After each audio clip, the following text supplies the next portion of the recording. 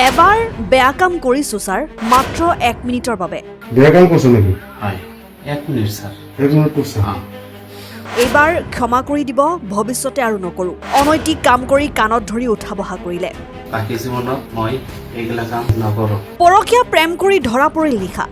এটি সন্তানৰ মাতৃ এগৰাকীৰ সৈতে দীৰ্ঘদিনৰ পৰা অনৈতিক সম্পৰ্ক ৰাখিছিল গাঁওখনৰে সফল ডেকাই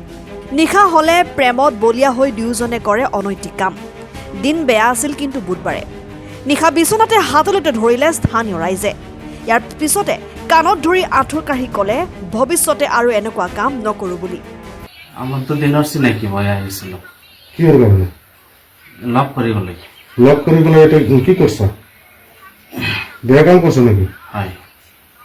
বেয়া কাম কৰছ কৰা নাই নিশা কি হবো কেছ ভালকে কৰিছে করছ কেমন কাম করছ 1 মিনিট 1 মিনিট 2-3 মিনিট করছ 1 মিনিট স্যার 1 মিনিট করছ প্রত্যেকে আছে না নাকি আছে তো কোনোবাই হারাস্তি করছে না নাই নাই করা নাই নাই তো এটা মাইকে করবো লয়েছে ইয়াতেই ঘৰ ইয়াতেই কোত কি কৰবো লয়েছে অভয়পুৰী অভয়পুৰি কৰা এটা ঘৰ কাৰ তাহাৰ ঘৰ নেকি কাৰ ঘৰ এটা এটা কি হয়েছিল খাৰাপ কাম কৰবো হয়েছিল তোৰ হাজবেন্ড নাই কেউ